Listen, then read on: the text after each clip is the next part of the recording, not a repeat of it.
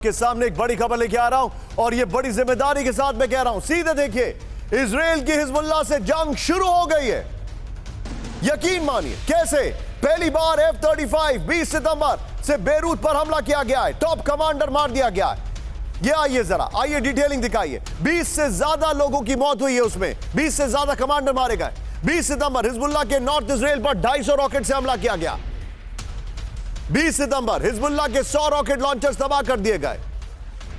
19 सितंबर walkie talkie, car और घरों में धमाका हुआ है और 20 लोगों की मौत हुई है, 450 जख्मी हुए। और 18 सितंबर पेजर धमाके में 20 की मौत, 3000 लोग जख्मी हुए हैं। मैं चाहूंगा ये विजुअल ऊपर रखिए, सीधे सुधाकर सर के पास चलिए और मुझे यहां पर मेरी सहयोगी शालू की आवाज सुनाई दे रही है जिसमें वो बताया जा रहा है कि आतिशी पहुंच गई है। वो ब्रेकिंग और शॉट तुरंत दे दीजिए जरा यहां पर। सीधे चलिए सुधाकर सर के पास। सुधाकर सर, वेरी क्विकली, मुझे तो लग रहा है जंग शुरू हो गई है सर। एब्सोल्युटली निशांत, इसमें कोई शक नहीं है। पिछले कोई दिन पहले आपके शो में मैंने कहा था 5 नवंबर 2024 बड़ा एक निर्णायक दिन है। ये इलेक्शन जब तक यूएस का नहीं होता है, जब तक नतीजा सामने नहीं आता है, तब तक उसका फायदा उठाते हुए यहाँ पे लड़ाई और यूक्रेन वाली लड़ाई जो है काफी मोमेंटम बिल्डअप होगा।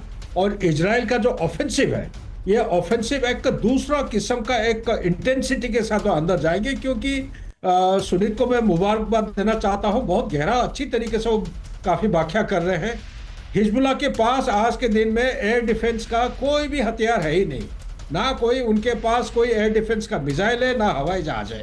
तो उनकी ना सीकिंग, ना सेंसर, ना स्ट्राइकिंग एलिमेंट हवाई जहाजों के खिलाफ, पर्टिकुलरली F-35 के खिलाफ हो ही नहीं सकता है। तो ये जो डिस्टिंक्ट एडवांटेज है, इससे इजराइल को डेप्थ और जो डायमेंशन है, दोनों पहलू से काफी मात्रा तक सक्सेस मिलते जाएगा और हिजबुल्लाह को वो लॉन्ग टर्म एक दबाव के नीचे वो डाल सकते हैं। बैक टू निशान।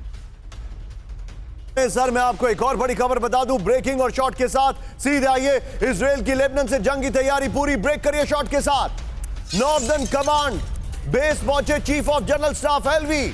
शॉट दिखाइए। नॉर्दर्न कमांड के कमांडर्स के साथ एलवी की बैठक। बड़ी खबर, हिजबुल्लाह के साथ जंग में अब कोई रेड लाइन नहीं। बड़ी खबर, कमांडर्स बैठक के बाद एलवी का बड़ा बयान। यह इस वक्त की बड़ी खबर।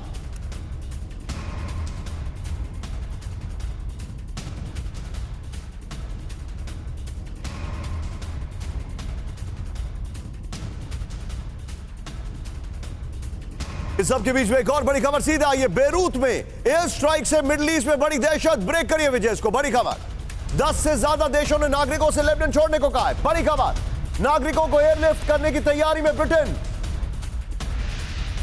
यह बड़ी खबर दिखा रहा हूं मैं आपको, यह देखिए जरा। 10 से ज्यादा देशों ने नागरिकों से कहा है कि वो लेबनान छोड़ दें। नागरिकों को एयरलिफ्ट करने की तैयारी में ब्रिटेन। दोनों ब्रेकिंग, दोनों शॉट दिखाइए।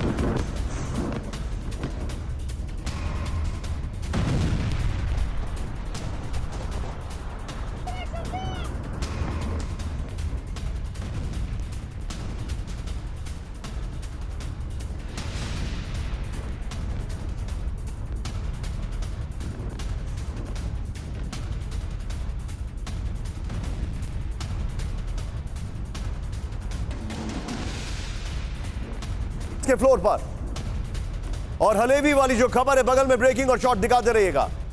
यह देखिए, भीषण जंग की वजह से आशंका से एयरलिफ्ट की तैयारी चल रही है। Manish be on stand by, आपके पास आ रहा हूं मैं। ब्रिटिश नागरिकों को तुरंत लेबनान छोड़ने की वार्निंग दी गई है। यूएस, कनाडा, फ्रांस, जर्मनी समेत 10 देशों ने नागरिकों को लेबनान छोड़ने की चेतावनी दी है। नागरिकों को एयरलिफ्ट करने की तैयारी में ब्रिटेन है। लेबनान से एयरलिफ्ट के लिए रेडी मोड में ब्रिटिश कमांडो है।